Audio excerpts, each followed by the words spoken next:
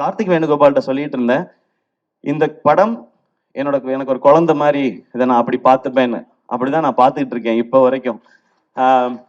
So என் குழந்தை எனக்கு என்ன காசு கொடுத்துச்சுன்னு நான் பார்க்க மாட்டேன். அது சிரிச்சா என் கண்ணில் தண்ணி வரும், அது நடந்தா எனக்கு தண்ணி வரும். அந்த மாதிரி தான் நீங்க பேசும்போதெல்லாம் இருக்கு சிவா. எனக்கு இப்போ பயங்கர எமோஷனல் ஆக்கிட்டீங்க. நான் பயங்கர கண்ட்ரோல் பண்ணிட்டு உட்கார்ந்தேன்.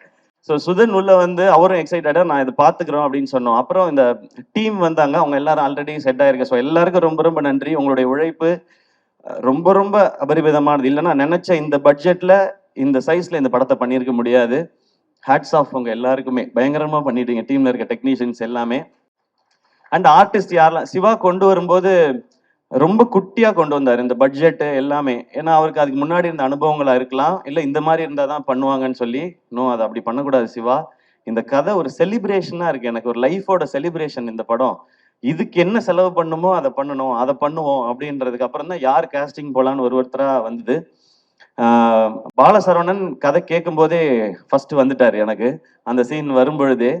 அதுக்கப்புறம் பாலசரவணன் வந்தாரு, அருள்தாஸ் அண்ணன் வந்தாங்க, சிங்கம்புலி அண்ணன் வந்தாங்க, முத்துக்குமார், ரேச்சல், இவங்க எல்லாருமே வந்தாங்க.